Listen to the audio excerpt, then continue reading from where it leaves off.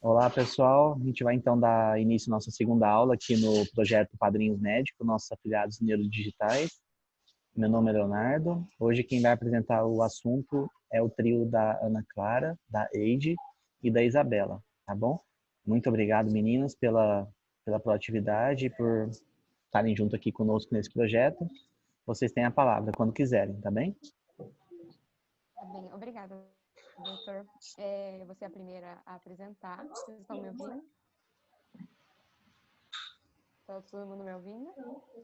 A gente está te Tô ouvindo, ouvindo, mas sim. o áudio tá baixo para mim, não sei se para todo mundo. Tá baixo? Tá, eu Pra acho mim que tá eu vou falar baixo mais também. perto aqui, então. Melhorou? Melhorou? Então tá.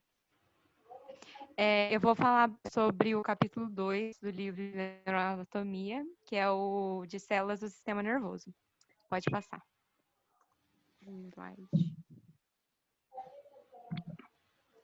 Bom, então, no sistema nervoso, a gente vai ter duas principais populações de células, que são, no caso, exclusivas do sistema nervoso, né? Que são os neurônios e as células da glia. No caso dos neurônios, o neurônio, ele é a principal unidade funcional do sistema nervoso. Ou seja, são eles que vão fazer todo esse processo de codificação, de condução e de transmissão das informações, para que a gente possa ter o funcionamento integrado. Enquanto as células da glia, por mais que elas não participem diretamente do processo de condução de informações, elas são muito importantes porque são elas que dão condições para os neurônios funcionarem adequadamente, poderem exercer a função deles. Então, eles trabalham integrados com isso. As células da glia, são compostas pelos astrócitos, pelos oligodendrócitos no sistema nervoso central, pelas células de Schwann. Eu já ouvi Schwann ou Schwann, não sei, eu falo Schwann. Também prefiro. Células de Schwann no sistema, no sistema nervoso periférico, a micróglia e o epêndio, que são as células ependimárias. Pode passar. Células da glia é como se fossem os soldadinhos do sistema nervoso central, viu, gente? Que ajudam os neurônios nas suas funções integradas. Isso. Bom, então aqui a gente trouxe o geral, assim, a gente vai ver a estrutura básica que tem um neurônio, bem do básico. O neurônio, ele vai ter o corpo celular, que a gente consegue ver aqui na imagem, o cell body, os dendritos e, consequentemente, a arborização dendrítica, né, a árvore dendrítica, que são as ramificações, com seus galinhos, e o axônio. Aqui nessa imagem a gente consegue ver um axônio mielinizado, e entre essas bainhas de mielina a gente consegue ver os nós de Ranvier. Além disso, no final do axônio, a gente vai ter o terminal pré-sináptico, juntamente com as vesículas sinápticas, onde vão estar os neurotransmissores armazenados para que possa acontecer a sinapse, ali onde a gente solta a gente não, o neurônio, né? Solta os neurotransmissores na fenda sináptica, que também aparece ali na imagem, até ele chegar na membrana pós-sináptica da célula. Pode passar, por favor.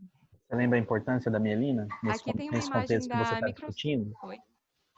A importância da mielina nesse contexto? Você lembra por que ela é importante? A gente vai falar mais Vamos pra falar? Ah, frente. tá bom, tá bom. Aham, Não vou aham. dar spoiler, não. Tá bom. Então,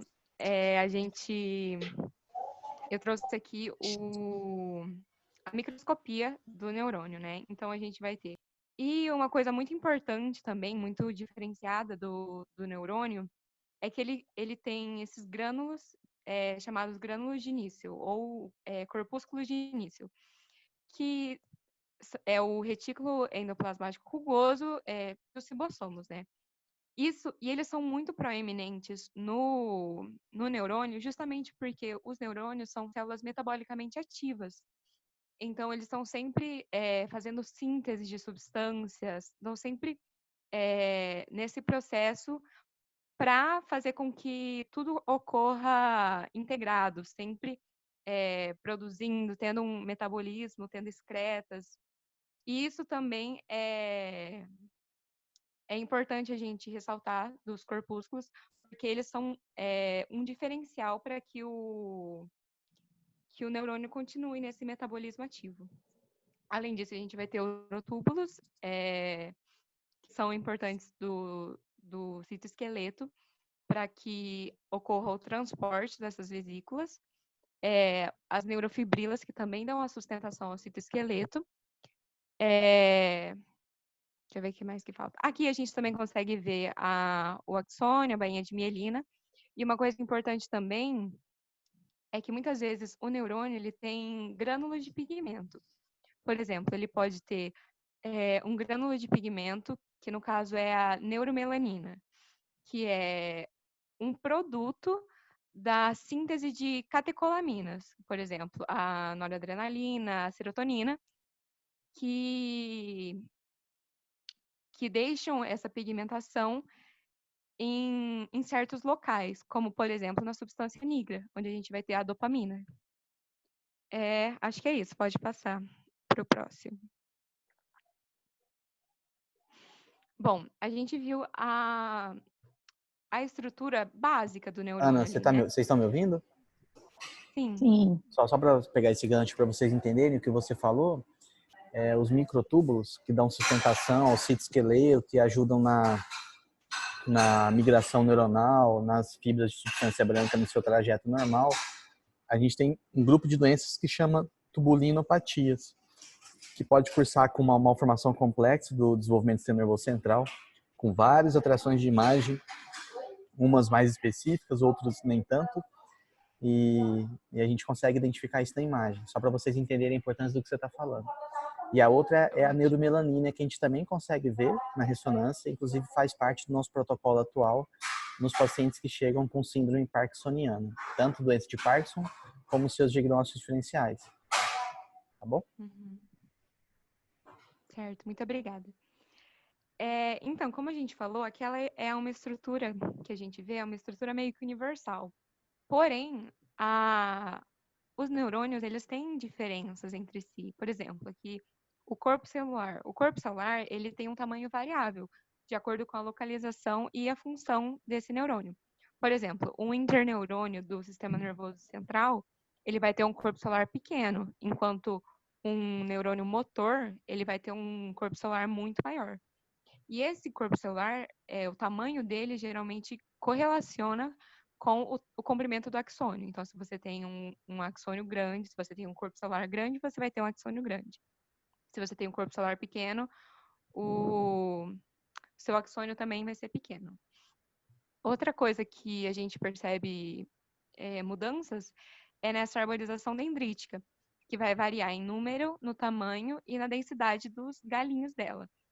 Por exemplo, nesse exemplo que a gente trouxe aqui, as células piramidais do córtex cerebral, elas emitem de 1 a 2 dendritos longos, enquanto as células de Purkinje do córtex cerebelar, eles têm uma arborização dendrítica muito mais densa, muito mais cheia. E isso reflete na complexidade das aferências que ele recebe.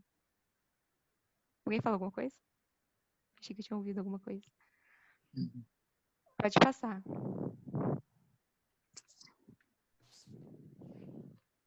Bom, além disso, a gente vai ter tipos de neurônios diferentes, de acordo com a localização dessas estruturas dele. Por exemplo, a gente tem o neurônio multipolar, em que eu tenho o corpo celular, e desse corpo celular eu tenho vários dendritos saindo e um axônio saindo. Então, ele tem vários polos, por isso multipolar. Enquanto um neurônio bipolar, ele vai ter o corpo celular dele no centro, um dendrito saindo e as respectivas arborizações dele, de um dendrito, e um axônio saindo. Esse tipo de neurônio bipolar, ele é muito presente no sistema visual, auditivo e vestibular. E, por último, o neurônio unipolar, que ele tem um único ramo saindo desse corpo celular, e nesse único ramo ele se bifurca, formando o dendrito e o axônio. Pode passar.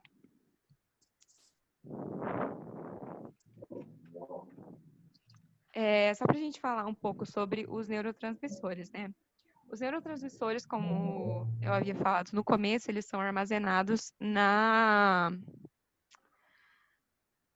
em vesículas, né? Na vesícula ali vesículas sinápticas.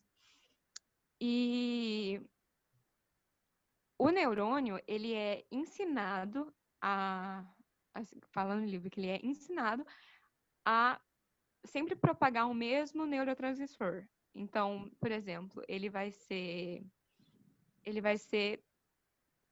rotulado como um neurônio de determinada substância que ele vai carregar, que ele vai passar para os outros. Por exemplo, eu posso ter um neurônio colinérgico, noradrenérgico, glutamatérgico, e assim por diante.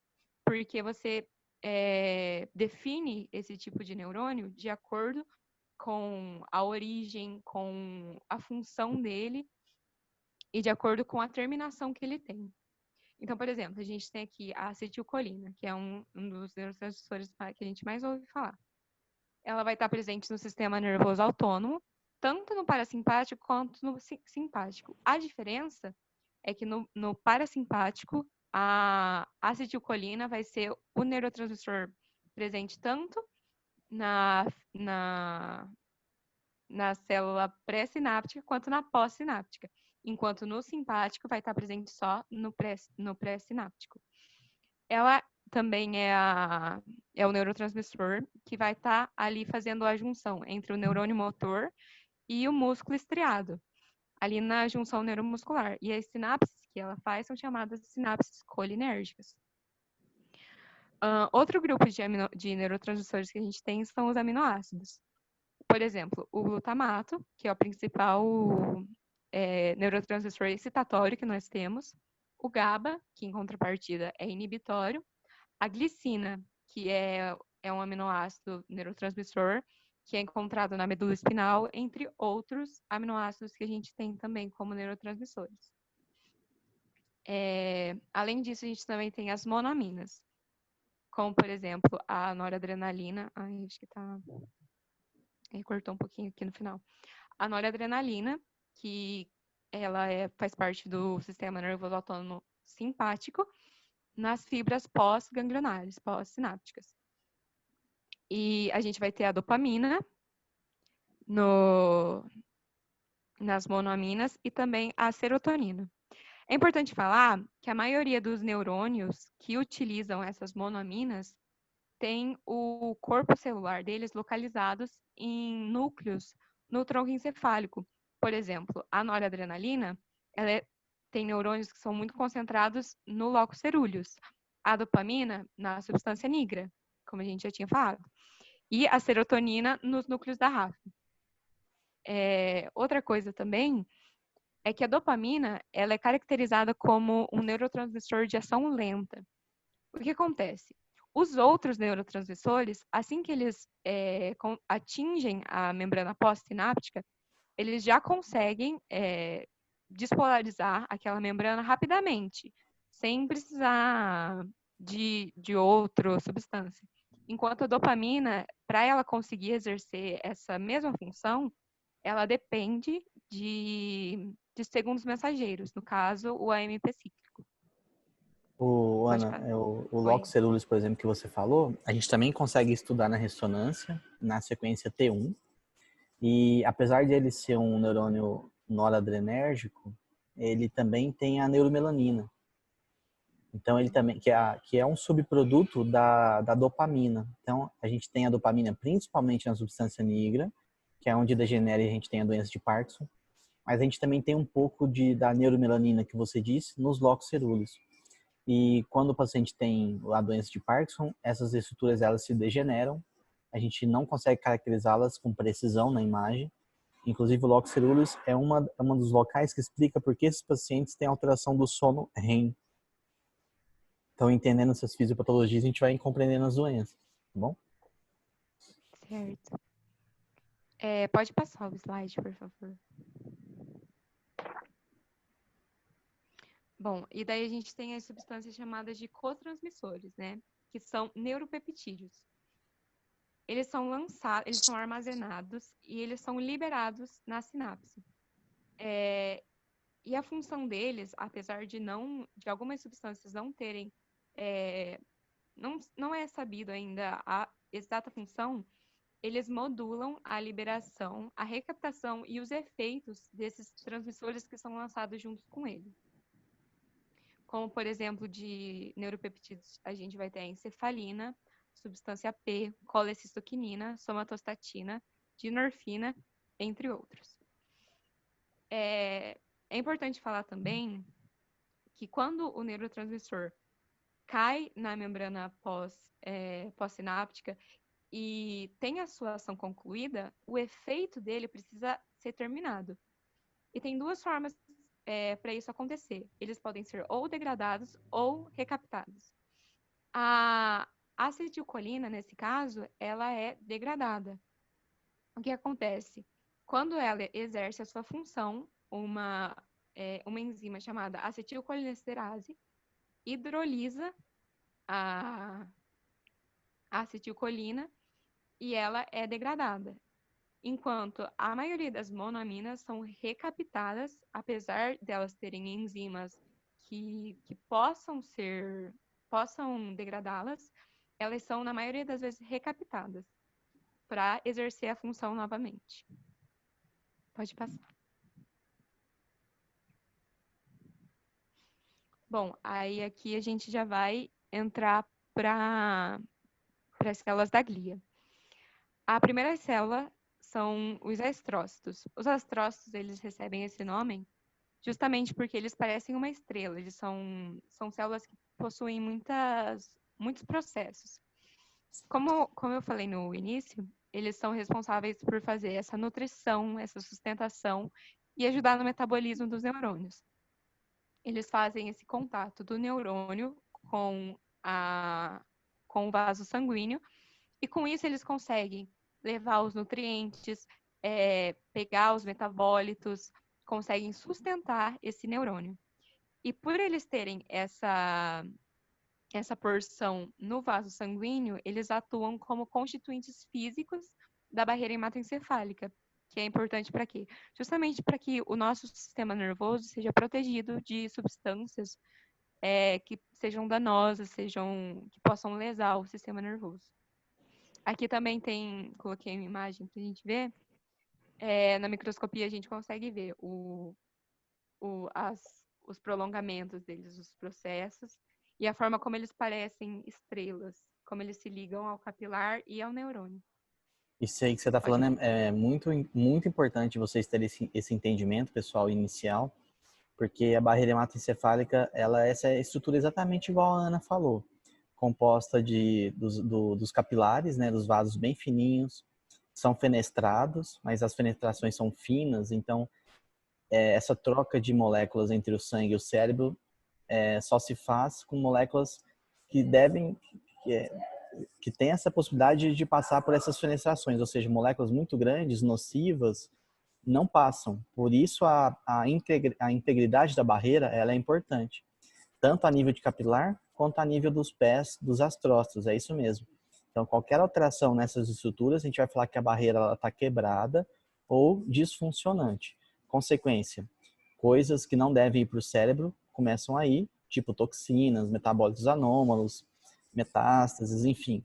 E a interpretação nossa que está vendo a imagem, a ressonância, o atomo, é o quê?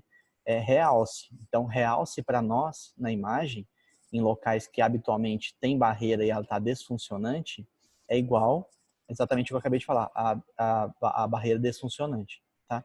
A gente tem locais no cérebro que naturalmente não tem barreira hematoencefálica. Por exemplo, a glândula pineal, a hipófise, o plexo coroide, enfim. E essas regiões realçam normalmente, mas as outras não devem realçar. E quando realçam, a nossa interpretação é que a barreira naqueles locais está disfuncionante. Tá bom? Ótimo, obrigada, doutor Léo. Pode passar o slide. Bom, então aqui a gente vai ter as próximas células, os oligodendrócitos e as células de Schwann.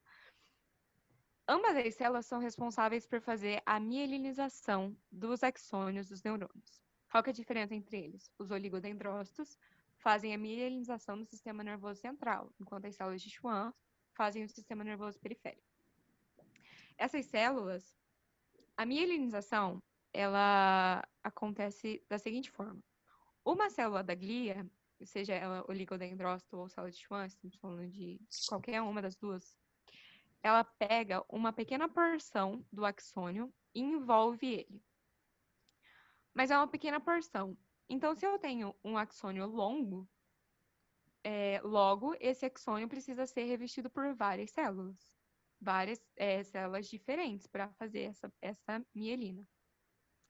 E quando isso acontece, a gente forma espaços entre essas bainhas de mielina.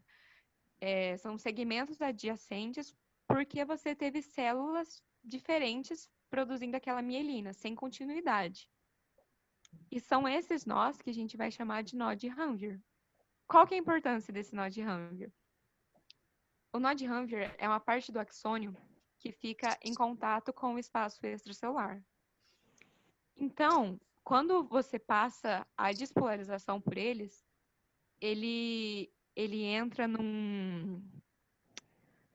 numa despolarização passiva, ou seja, é mais fácil de passar, porque ele passa pelos nós de forma saltatória. Se ele passa de forma saltatória, ele passa o estímulo nervoso, essa condução, acontece mais rápida. E é por isso que a bainha de mielina e esses nós que ela forma é importante para ajudar na condução das informações. Todo mundo entendeu, pessoal? Isso aí é importante também. E é tranquilo de entender, né? A mielina é como se fosse um isolante elétrico, certo, Ana? Uhum. E aí o impulso ele vai saltitando, entre aspas, de um nodo a outro nodo de Ranvier, certo? E aí faz com que a transmissão seja mais rápida. Em resumo, é isso. Isso é bem importante, porque vocês imaginam várias doenças que a gente tem que afeta a produção da mielina, não só a produção, mas a sua constituição, em ela se formar erradamente, ou uma vez formada, ela depois ser destruída. Isso depois a gente vai ver, depois são várias doenças bem diferentes. Isso tudo implica em impulso mais lento, tá bom? Uhum. Eu estava lendo um pouco também, por exemplo, uma célula de Schwann, ela consegue mielinizar vários axônios ao mesmo tempo, como, por exemplo, mostra a imagem B, que é uma célula de Schwann e três axônios. E eu estava vendo que isso, eu não sei se o doutor pode me corrigir se estiver errado, que quando você tem uma síndrome chamada síndrome de Guillain-Barré, que acontece também essa perda de mielina, quem é mais importante para fazer a remielinização são as células de Schwann, justamente porque ela consegue, não só por ser uma doença periférica, mas porque ela consegue também pegar vários axônios de uma vez e remielinizar. Isso. Você entendeu o que é o Guillain-Barré? Meu irmão já teve. Sério? Em que idade, Sério, Ana? 22. Tá, antes de você falar, então eu vou explicar a teoria e depois você me explica pra gente, se você puder, o que você vivenciou. Guillain-Barré é uma polirradiculopatia desmielinizante inflamatória aguda. Em resumo, é um quadro neurológico agudo, né, com sintomas agudos. Geralmente o paciente tem uma paraparesia flácida, ascendente, vai de baixo para cima. E é autoimune. A causa mais comum é pós-viral, por exemplo. Então, a gente está vendo vários casos com Covid, família herpes é bem comum, o vírus, agora eu não esqueci o nome, é o jejune lá, que pode estar associado também. E é uma reação cruzada entre uns autoanticorpos, que a gente chama de autoanticorpos antigangliosídeos, com alguma partícula infecciosa. essa partícula infecciosa tem o nome de epítopo. Então, o nosso corpo reconhece uma parte do vírus, só que como esses anticorpos antigangliosídeos estruturalmente podem ser semelhantes a essa parte do vírus, acaba tendo uma reação autoimune, entendeu? Uhum. E na imagem a gente costuma ver uma impregnação, um realce das raízes nervosas da caldequina, principalmente as raízes mais anteriores, que são as raízes ventrais, motoras, né, do que as dorsais. E em geral o tratamento é corticoide, pulsoterapia, tá? Se você quiser compartilhar a sua experiência. Ah, e foi tipo, e ele é do exército, né? Aí teve uma vez que ele foi ir pra campo e voltou doente, voltou com muita dor de garganta, muita dor assim no corpo, sabe? E aí ele tomou o antibiótico e beleza. Aí passou, não lembro quando, eu não lembro a sequência certinho, faz uns 6 anos já. Passou alguns dias e ele começou a parar de sentir os dedos do pé e começou a subir. Começou a subir, ele parava de sentir ali na panturrilha. E até que, eu não lembro o que aconteceu, mas ele ficou muito mal e ele teve que ir pro hospital. Aí lá que eles fizeram, tipo, a punção e teve o diagnóstico daí, né? Daí tem são proteínas que saem no líquor daí, né? Isso, aumenta as Não é? proteínas no líquido, isso. E chegou a É, descobrir a causa ou ficou como idiopático? fica como idiopática. Certo. Muitas vezes é isso que acontece. É difícil isolar um agente infeccioso e pode ficar como idiopático. Tá bom? Então. Mas é isso. Pode passar o slide, por favor. Para a gente terminar, as duas últimas células, que a gente vai falar primeiro da micróglia. A micróglia vai ser o nosso macrófago tecido específico do sistema nervoso. Ou seja, ela que vai fazer ali o sentinela. Porém, a micróglia é uma célula quiescente, ou seja, ela está ali só existindo. Quando existe alguma lesão, algum dano ao sistema nervoso, essa célula é sinalizada e ela começa a se proliferar e migrar para o local onde tem esse dano. Para aí sim ela exercer esse papel fagocítico. E por último, o epêndimo, que são as células ependimárias, que eles cobrem os ventrículos e o plexo coroide. E nessa superfície ventricular dessas células, a parte que fica voltada para o ventrículo, ela é ciliada. E isso ajuda na circulação do líquor pelo sistema nervoso central. Pode passar.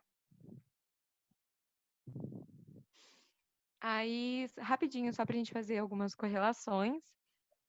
As doenças neurodegenerativas. Primeiro, não vou falar muito, né? Porque o doutor está aqui para falar melhor. Mas as doenças neurodegenerativas são chamadas assim justamente porque os neurônios, eles já são células maduras, eles já estão formados. Quando eles terminam o processo de formação, eles não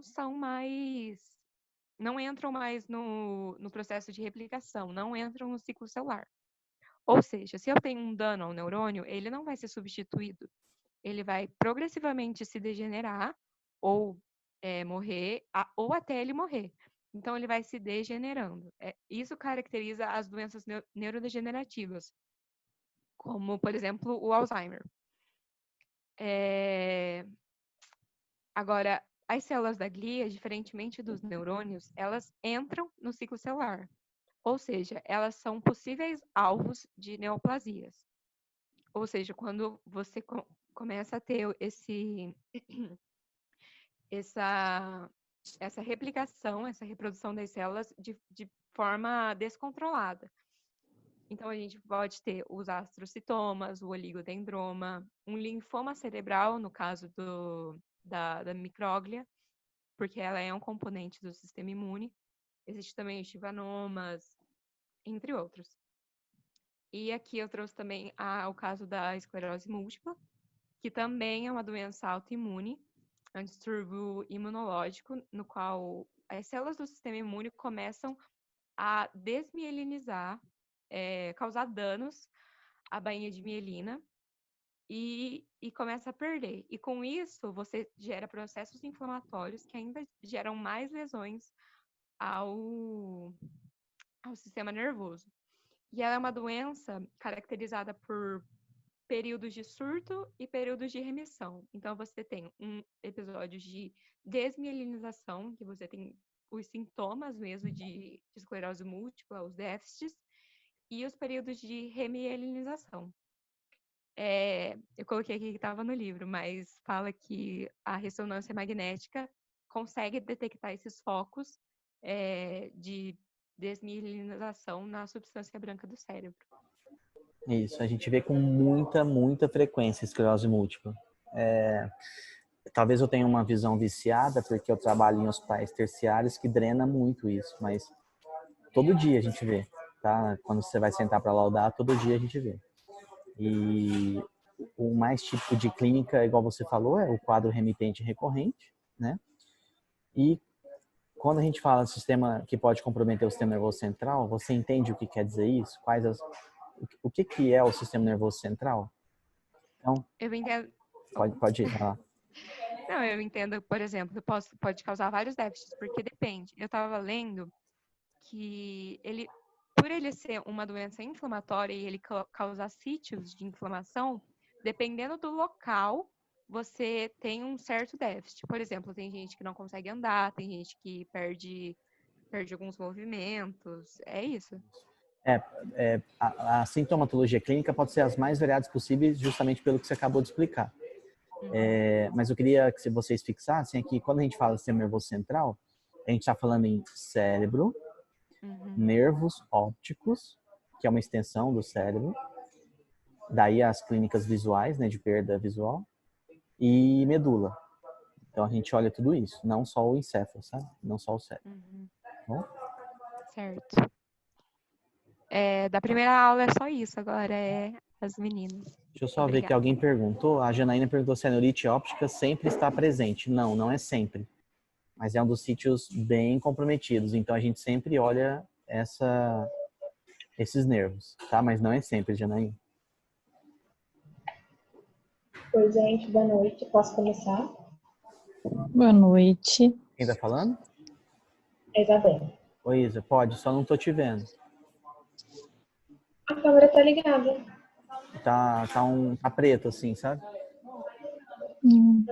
A internet deve estar ruim, Tranquilo, tranquilo. mas tá ligado. Qualquer coisa aí aparece.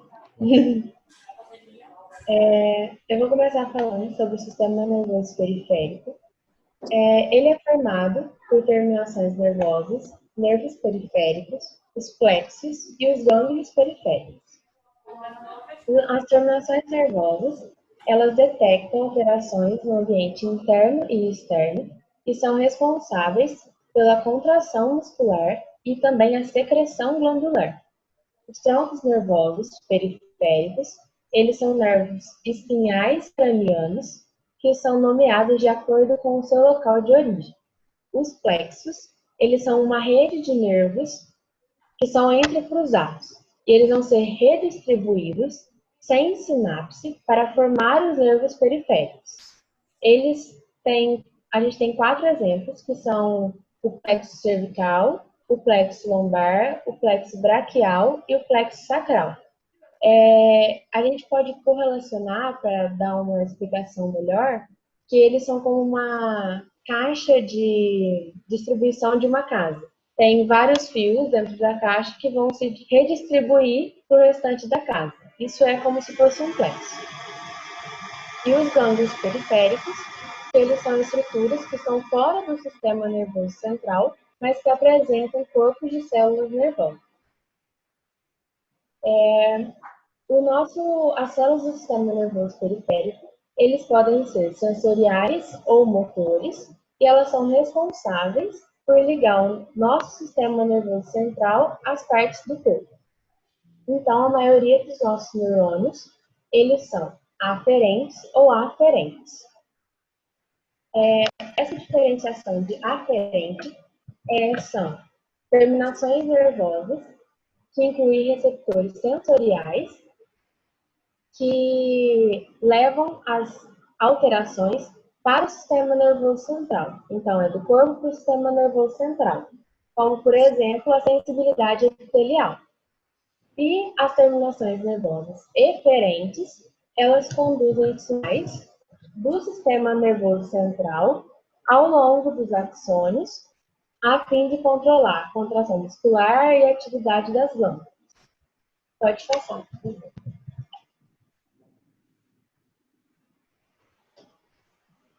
Eu falo um pouco rápido. Se eu estiver falando rápido, vocês podem falar que eu fico devagar.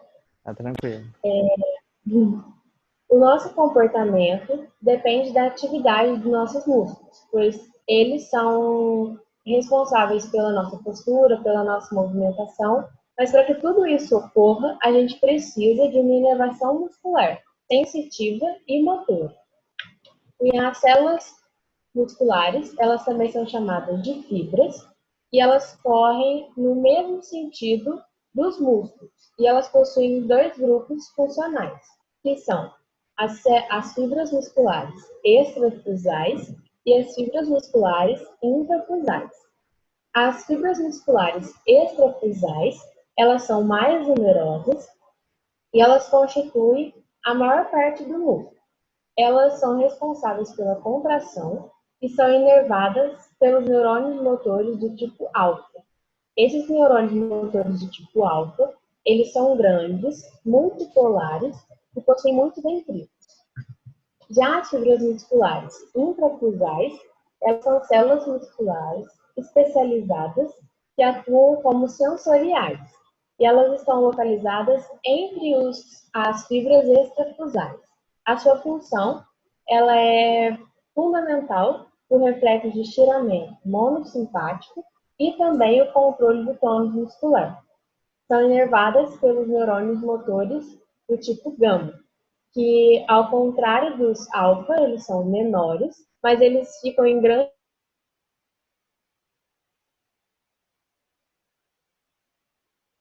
Pode passar.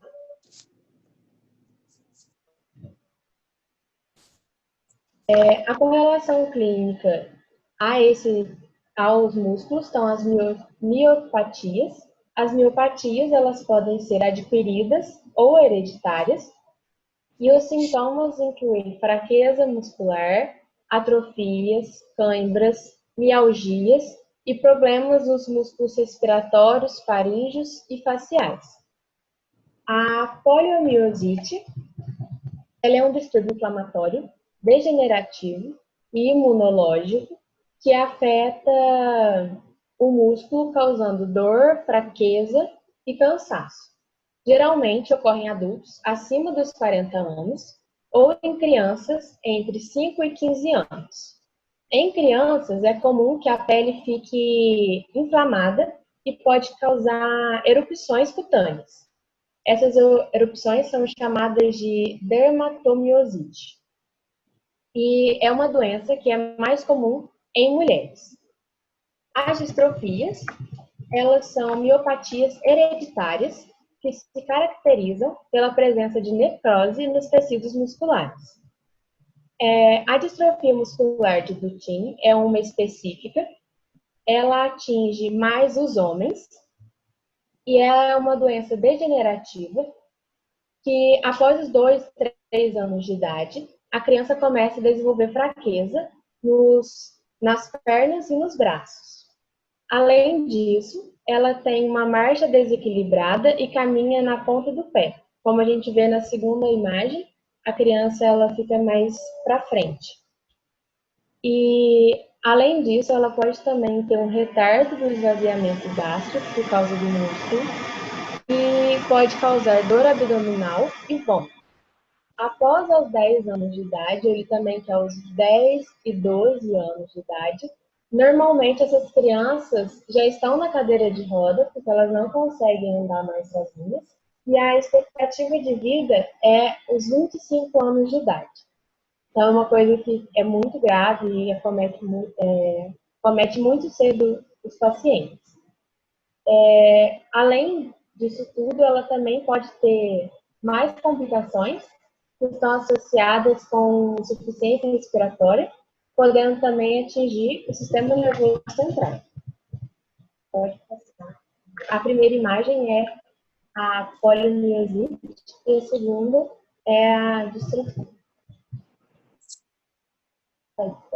Obrigada.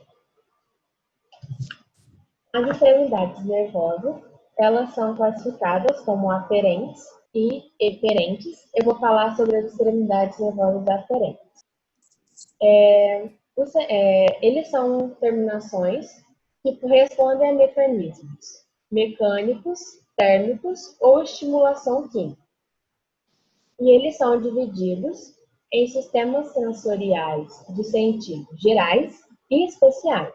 Os sentidos especiais são o olfato, a visão, a audição, o equilíbrio e o paladar.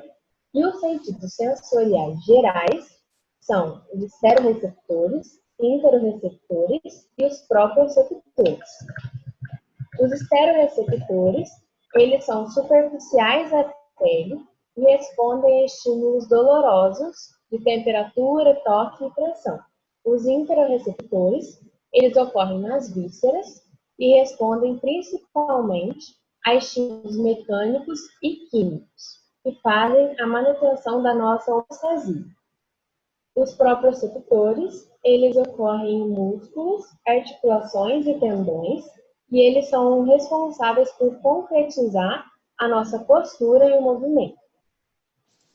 Estruturalmente, as terminações nervosas sensoriais, que são o segundo tópico, eles podem ser classificados ainda em não encapsulados ou encapsulados.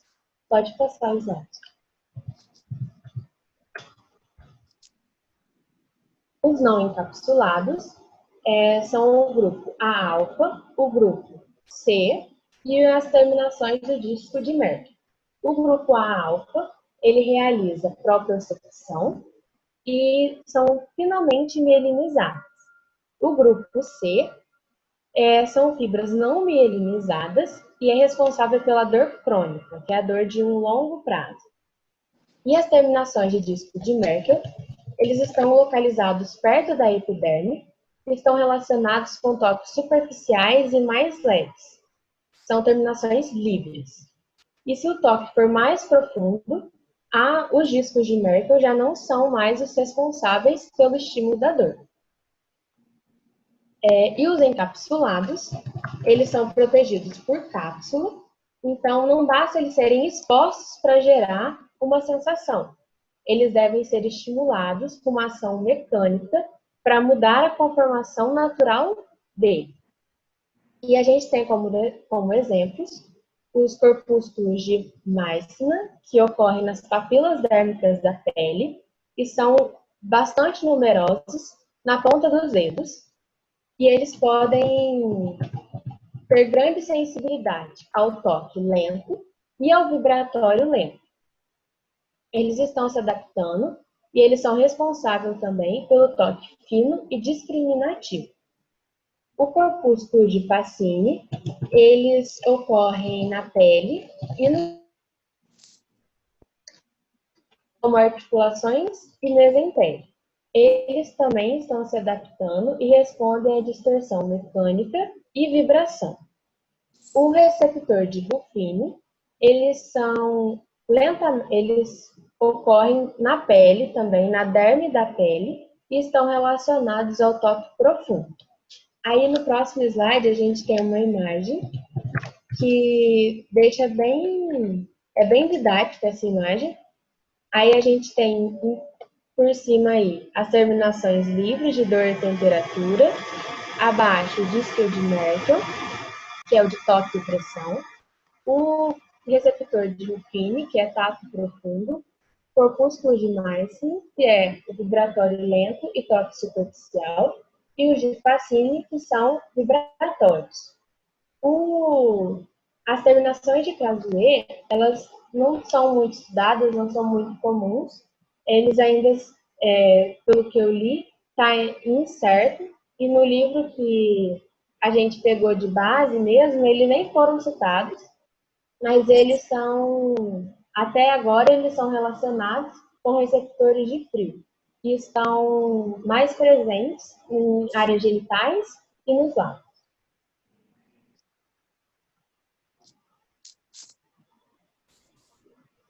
Prontinho. Obrigada. Perfeito, obrigado, Isa. Bom, vocês estão me ouvindo bem? Estamos sim, Eide. Então, vou dar continuidade falando do sistema nervoso periférico e das extremidades nervosas deferentes. Então, as terminações deferentes, elas ocorrem em associação com células musculares e secretoras, e a transmissão do sinal nervoso vai ocorrer por meio químico através de mecanismo de despolarização.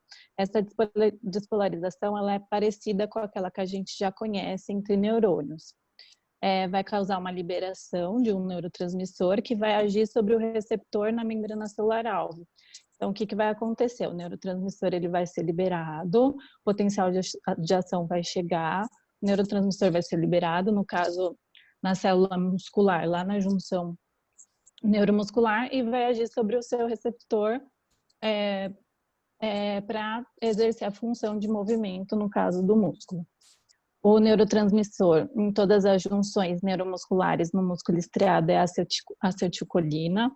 Então, a acetilcolina que vai participar, né, das reações envolvendo as células musculares. No músculo estriado, os neurônios motores alfa, eles vão fazer a inervação das fibras musculares extrafusais, e neurônios motores gamas inervam as fibras musculares intrafusais, que a Ana Clara explicou um pouquinho. Então, o que vai acontecer? O neurônio motor ele vai ser inervado pela fibra muscular extrafusal, alfa, e a fibra muscular intrafusal vai ser inervado pelo motor gama. Depois na imagem eu vou mostrar para vocês, vai ficar mais fácil de entender. Aqui a imagem para explicar, então em verdinho a gente vê o neurônio motor alfa inervando aqui o fuso muscular extrafusal, então dá para ver que é bem a parte de fora mesmo.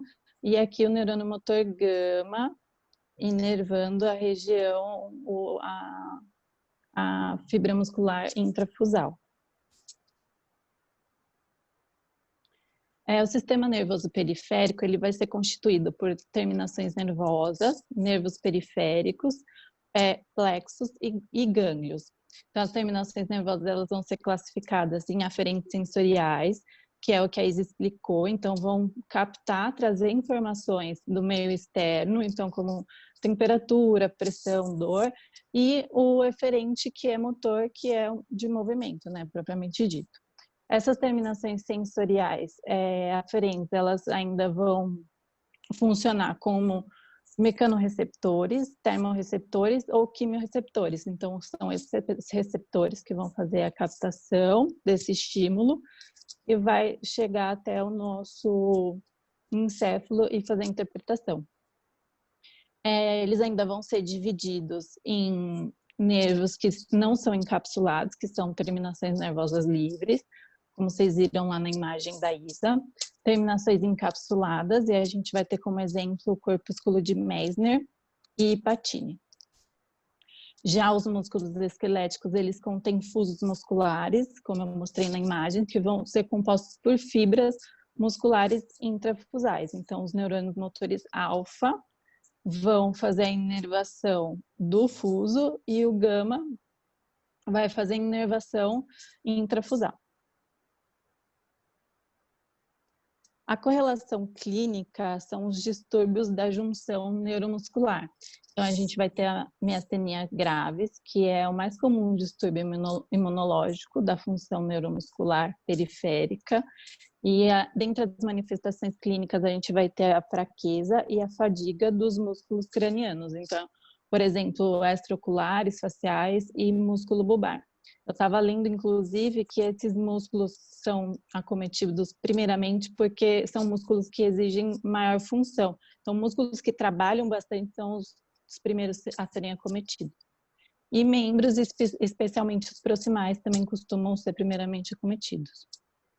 Isso vai ocorrer sem perda de massa muscular, alterações nos reflexos ou nas sensações. E o tratamento é realizado com drogas que vão inibir a acetilcolinesterase, que a Ana também explicou um pouquinho, que ela vai inibir, né, a transmissão da acetilcolina. Então, quando a gente entra com essas drogas, a gente tem mais acetilcolina ali sendo disponibilizada, melhorando, então, os sintomas do paciente. Tem a síndrome também de Lambert-Eaton, acho que é assim que fala, que é uma síndrome paraneoplásica do sistema imunológico e vai causar uma fadiga semelhante também à da miastenia graves, com fraqueza, cursando com os mesmos sintomas, fraqueza, fadiga do muscular.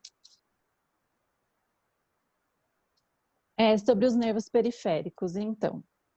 O termo nervo periférico, ele vai se aplicar a todos os troncos, nervos e ramos que ficam fora do sistema nervoso central. Então, tudo que está fora do sistema nervoso central é classificado como terminações de nervos periféricos.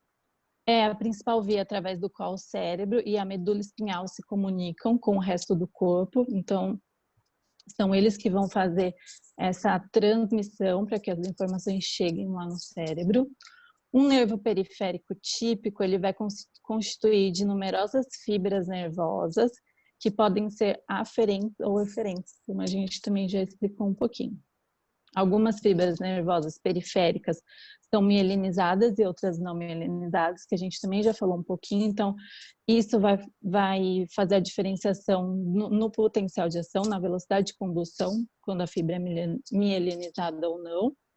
E todo o nervo ele é envolto por um forte revestimento que é conhecido como epineuro, um feixe de fibras que estão cercados por perineuro e entre fibras individuais é um delicado tecido conhecido como endoneuro. Então, eu também trouxe aqui uma imagem para vocês. Então, tem a estrutura, o nervo. Então, essa parte de fora que reveste o nervo é o epineuro. Depois aqui a gente tem um feixe, uma fibra, né, um feixe de fibra que vai ser envolto pelo perineuro e uma única fibra nervosa, que é o menorzinho ali em azul, vai ser envolto pelo endoneuro. Falando um pouquinho agora de degeneração e regeneração das fibras nervosas. A Ana Clara também falou um pouquinho sobre isso, né, que a gente não tem uma multiplicação dessas células, então é uma célula ali madura, só que ela ela sofre degeneração ou regeneração. Então, como que isso vai acontecer? Então, quando uma fibra nervosa periférica é seccionada ou seriamente danificada, a porção distal, a transecção, ou seja, a mais distante do corpo celular, ela vai sofrer degeneração e morre. Isso é conhecido como degeneração anterógrada. A porção proximal do neurônio, que permanece ligada ao corpo celular, pode, no entanto, sobreviver e eventualmente sofre recuperação ou regeneração.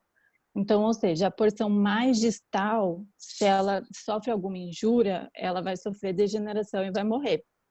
As proximais, elas tendem melhor a se recuperar e se regenerar.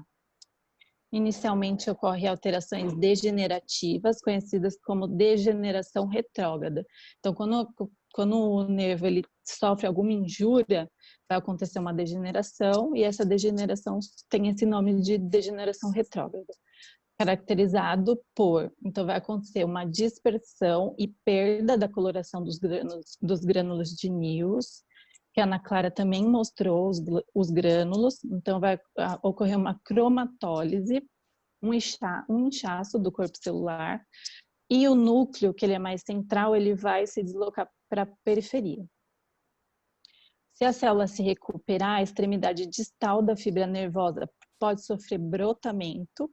Então, se acontece uma degeneração, a parte que está intacta, ela pode sofrer um brotamento que vai conseguir fazer a inervação da estrutura que era inervada.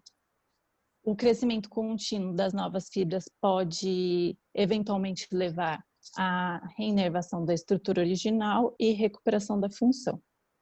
Os processos degenerativos que seguem a lesão das células nervosas são essencialmente semelhantes no sistema nervoso central. Então, o que está acontecendo lá, isso que eu estou explicando, toda essa degeneração que está acontecendo lá no sistema nervoso periférico também acontece de forma semelhante lá no sistema nervoso central. Aqui eu trouxe essa imagem para vocês conseguirem identificar melhor isso que eu expliquei. Então, a gente vê o neurônio normal com um núcleozinho lá centralizado e os corpúsculos de News bem aparentes, que são os roxinhos em volta, né, do núcleo. Do lado a gente tem a cromatólise, então a gente vê que o núcleo foi para a periferia e os corpúsculos de News eles já não estão tão presentes. Nessa outra imagem a gente vê lá em A uma injúria, né? Então aconteceu aqui uma lesão no nervo. E aí esse processo, vai acontecer aquele processo, né, de cromatólise, vou estar mostrando lá em cima.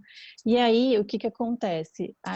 Na B a gente consegue ver lá no finalzinho os brotamentos do neurônio que está intacto, ele consegue fazer o brotamento e ir lá inervar um músculo, por exemplo, que sofreu a injúria, que não está funcionando de forma adequada. Então, com esse brotamento, ele pode voltar a ter a sua função. Não exatamente, essa função pode não acontecer exatamente como acontecia antes, mas ele por sofrer essa regeneração e receber essas novas inervações, ele consegue, de certa forma, exercer uma função. As correlações clínicas relacionadas a isso são as neuropatias sensório-motoras periféricas. Então, as neuropatias sensório-motoras periféricas, elas vão ser caracterizadas por fraqueza e atrofia, principalmente dos músculos distais. Então, já é diferente daquela outra que eu comentei, que já era mais proximal. A reflexia distal e uma distribuição em padrão de luvas e botas de perda sensorial. Então, o paciente vai começar a ter perda sensorial mais nas porções distais. E essas neuropatias, elas podem ser causadas por doença sistêmica, doença vascular, distúrbios heredodegenerativos, síndrome paraneoplásicas, distúrbios imunológicos, infecção. Em geral, existem dois tipos patológicos, são as neuropatias desmielinizantes, que vai danificar predominantemente células de Schwann e a bainha de mielina, e as neuropatias axonais, que vão causar principalmente a degeneração axonal. A recuperação da neuropatia requer remielinização e regeneração de axônios. Então, aqui para explicar mais ou menos sobre a neuropatia, né? Então, a gente vê em roxinho lá aquele padrão de luvas e botas. Então, o paciente começa a perder a sensibilidade nessas regiões distais. O paciente também ele começa a ter ataxia, porque ele já não tem essa sensação, como ele perde essa percepção sensorial. Então, o paciente pode apresentar ataxia. Os reflexos também na região distal, eles começam também a sofrer alteração. E a atrofia, né? Então a gente vê lá na primeira imagem, lá em vermelhinho, as perninhas bem fininhas, que demonstrando atrofia muscular. A distribuição dos nervos espinhais e periféricos. Então, após a saída das raízes da medula espinhal, dos membros superiores e inferiores, há formações de plexos. Então, vai ser o plexo braquial e o plexo lombo-sacro. As fibras nervosas presentes nos nervos espinhais tornam-se redistribuídas para formar os nervos periféricos. Então, o que vai acontecer? Tô. Deixa eu só, antes de você continuar, o que você falou, muita coisa teórica e é importante, tanto de degeneração quanto regeneração. Depois a gente pode trazer exemplos práticos para vocês verem, a gente consegue ver tudo Tá. isso na imagem, sabe? Não é Legal. a esse nível microscópio que vocês estão vendo nas figuras, mas na Uhum. ressonância a gente consegue ver contração do sinal nas sequências, tanto as degenerações retrógradas quanto as anterógradas, a Que regeneração legal. dos nervos. Então, às vezes o paciente tem um trauma e teve uma rotura de um nervo ou do plexo braquial, lombosacro. E aí o processo reparativo, ele tenta se fazer, mas ele é um pouco anárquico. Então, essa reparação ela não é funcionalmente boa. Então, às vezes na imagem forma como se fosse um brocotoma ali juntando os dois cotos neurais, que a gente chama de neuroma pós-traumático, por exemplo.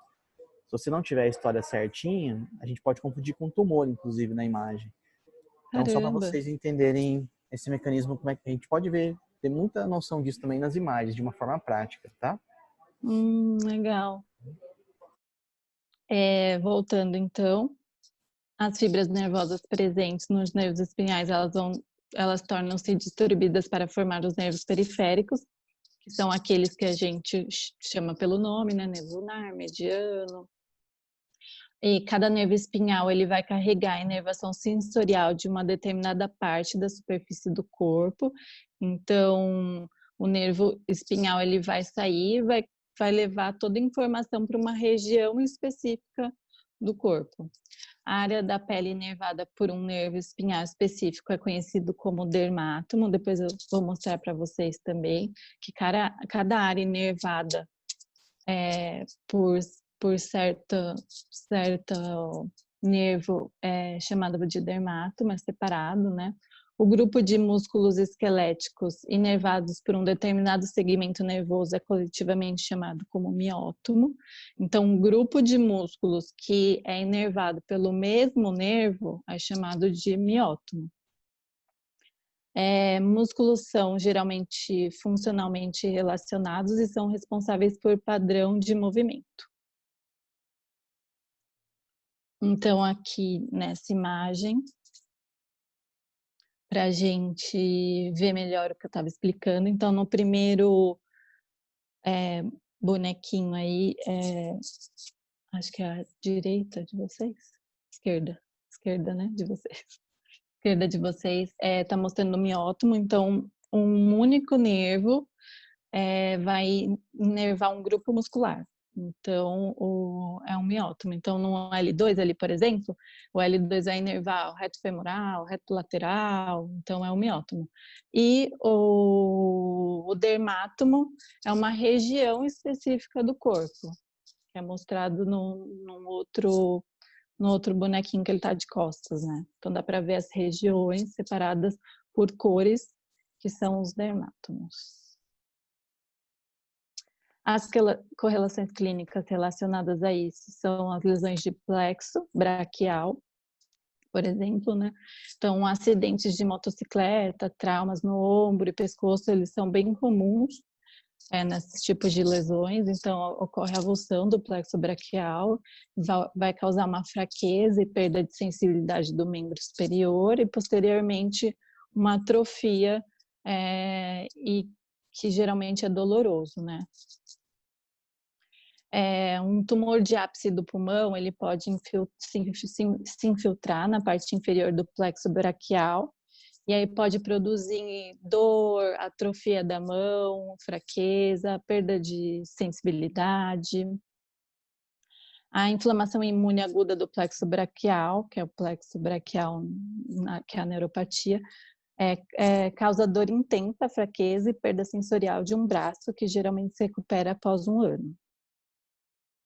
Tem as lesões de plexo lombosacral também, que são geralmente causadas por doença maligna, e procedimentos cirúrgicos também é comum, para retirada de câncer, que pode danificar o plexo, ou e pode cursar como dor, fraqueza, desgaste do músculo, dormência da perna e incontinência vesical e intestinal, por conta de toda a irrigação que ele faz, né? Então, o plexo vai participar também da inervação dessa região da pelve, então o paciente apresenta esse tipo de manifestação clínica. Então, resumindo, os nervos periféricos, né? Então, os nervos periféricos, eles constituem números variáveis, são fascículos e fibras nervosas. As fibras nervosas, elas são protegidas em 3 tecidos conjuntivos, que é endoneuro, perineuro e epineuro. Os tubos endoneurais, dos quais as axônios individuais se encontram, são importantes para o sucesso da regeneração e reinervação. A área da pele fornecida por um nervo espinhal é chamado de dermátomo, e o grupo de músculo inervado por um nervo espinhal é chamado de miótomo. A gente também tem as neuropatias de compressão e aprisionamento, que são comuns, né, de nervos periféricos. Então, os nervos periféricos, eles são vulneráveis a esse tipo de compressão extrínseca aguda, que podem ser causada por pressão excessiva em um membro reclinado, ou aprisionamento crônico por estruturas anatômicas normais ou doenças adjacentes a ela. Então, o que pode acontecer? Essa neuropatia de compressão, ela vai acontecer geralmente por uma compressão excessiva. Então, eu estava vendo também que é muito comum, sei lá, o paciente dormiu em cima do braço, comprimiu aquela região e aí aparece com essa neuropatia de compressão. Ou alguma estrutura próxima a onde passa aquele nervo, né, estruturas adjacentes àquele nervo que estão doentes, podem aprisionar esse nervo também e causar neuropatia de aprisionamento. Os exemplos mais comuns da compressão aguda do nervo radial, o aprisionamento crônico do nervo ulnar, do cotovelo, nervo mediano no punho, é bastante comum a síndrome do túnel do carpo, que é no membro superior. A armadilha crônica de nervo lateral cutâneo da coxa e compressão aguda do nervo fibular comum da cabeça da fíbula também ocorre nesse tipo de neuropatia. Aqui demonstrando para vocês um pouquinho a região, né, que cada nervo inerva. Então, a gente consegue ver aqui o nervo ulnar pegando a região da mão, né, do dedo mínimo. Então, só para demonstrar a região que ele inerva e caso aconteça um aprisionamento, uma neuropatia, alguma das doenças que a gente falou, essa região essas regiões que vão ser acometidas, né? Então, ali o nervo mediano também, pegando primeiro, segundo, terceiro dedo, o radial, o lateral cutâneo.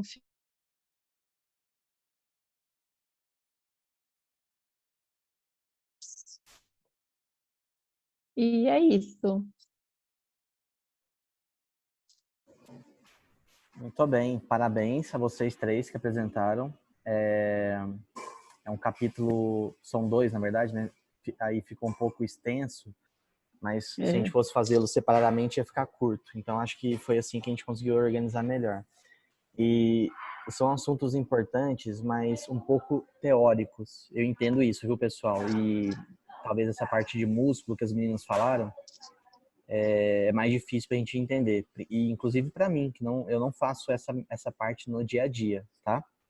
Então, mas são alguns conceitos, principalmente para vocês correlacionarem com a parte neuromuscular dos nervos periféricos, ter o entendimento de dermátomo, miótomo. A Eide falou também dos plexos, né, braquial e lombosacro. Isso aí também tudo a gente consegue estudar na ressonância. E depois a gente vai trazendo casos para ir ilustrando isso para vocês, tá? Mas essa parte inicial, ela é um pouco mais chatinha, porque tem muita coisa teórica e vai melhorando. Depois os capítulos seguintes vão ficando mais palatáveis, né? Mais práticos. Todo começo de livro é assim, né? Não tem jeito. E olha que a gente resumiu assim, espremeu bastante o assunto para ficar o menos teórico possível, menos maçante possível, porque é bem teórico mesmo. A gente tentou trazer os pontos principais assim de cada assunto, de nervo, de nomenclaturas, né, importantes para a gente saber, mas a gente fez com muito carinho, deu o nosso melhor. Espero que vocês tenham gostado. Ficou ótimo. Não precisava nem ter ficado nervosa, nem gelada, nem tremendo, né? Gente, achei que ia infartar. Antes da reunião, a gente estava morrendo no grupo. Imagina. Isso é normal, gente. Por isso que eu pedi para vocês apresentarem, porque esse processo ele tem que ser aprendido, sabe? E durante a faculdade é um momento bom para isso. Eu também tive isso durante a minha faculdade. Isso ajuda muito a gente aprender a sintetizar, montar slide, até a oratória, né? Como falar. E isso ninguém te ensina, isso é prática. Não tem jeito. Até hoje também, quando eu vou dar aula em congresso, eu fico nervoso antes. É normal, sabe? Esse friozinho na barriga. Mas aí quando você sobe lá e começa a falar, aí vai natural, tá? Uma coisa que vocês têm que entender, quando vocês forem dar uma aula, é imaginar assim na cabeça de vocês. Talvez a pessoa que mais saiba aquele assunto que está sendo falado é você que está falando, porque você revisou recentemente. Então, por exemplo, vocês que falaram hoje, vocês estão muito mais atualizados do que eu que escutei. Porque vocês revisaram recentemente, está muito mais fresquinho na cabeça. Então, isso ajuda às vezes. Nem sempre é assim, né? Quando você está com uma plateia de alto nível, aí talvez não seja. E aí a responsabilidade é maior ainda. Mas como a gente está aqui aprendendo os conceitos iniciais, então vocês fiquem tranquilos que está todo mundo aprendendo junto, tá?